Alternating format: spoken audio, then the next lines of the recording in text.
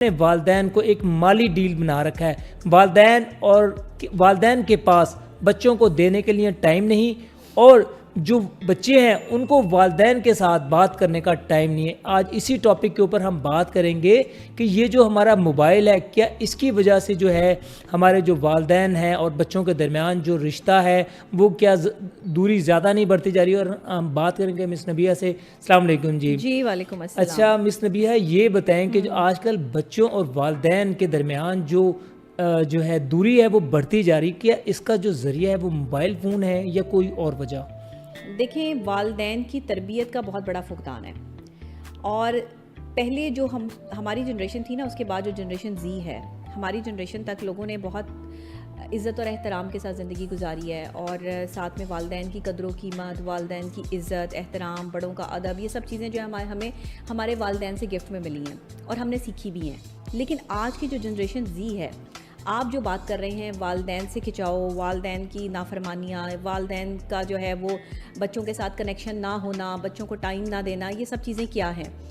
جب آپ چھوٹی عمر میں شادی کر دیتے ہیں اور بچے جو ہے وہ چھوٹی عمر میں والدین بن جاتے ہیں، ذمہ داری زیادہ پڑ جاتی ہے، تو وہ جو ذمہ داری والے کندھے ہوتے ہیں نا، وہ ذمہ داری اٹھانے کے قابل نہیں ہوتے، لیکن وہ والدین بن جاتے ہیں.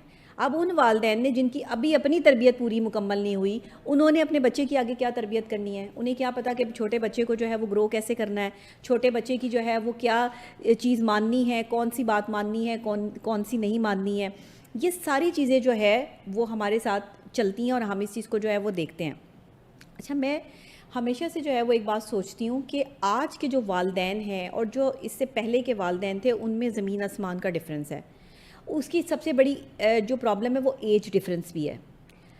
اور ایج ڈفرینس اس کائنڈ آف سینس میں کہ آج 18 سال کے بچے اور بچیوں کی شادیاں جو ہے وہ ہو جاتی ہیں. وہ 18 سال کا بچہ بچی جو ہے وہ اس رسپانسبلٹی کو لینے کے قابل نہیں ہے. 20 سال میں بھی جو ہے وہ بچوں کو یا بچیوں کو جو ہے وہ سمجھ نہیں آتی ہے کہ انہوں نے زندگی کیسے گزارنی ہے. ان کا وہی بچپنے کا اسپیل چل رہا ہوتا ہے، اور وہ اپنے بچپن میں آ کر جو ہے وہ اگر ماں باپ بن جاتے ہیں تو ان کا بچہ بھی اسی بچپن کی نظر ہو جاتا ہے. اچھا مس نبیہ، اگر اس جین زی سے ہم پہلے دیکھیں تو آپ یہ بتائیں کہ جو ہمارے والدین تھے یا اس سے پہلی جو جنریشن تھی، وہاں پر شادیاں تو بہت جلدی ہوتی تھی، لیکن اس پہ رسپانسبلٹی ہوتی تھی اور جو والدین اور بچوں کے درمیان جو ایک رشتہ وہ قائم رہتا تھا. لیکن آج کل کے جو دور میں ہے وہ جو ان بچوں کی یعنی کہ شادیاں بھی لیٹ ہو رہی ہیں، لیکن جو گیپ ہے وہ بہت زیادہ بڑھ گیا.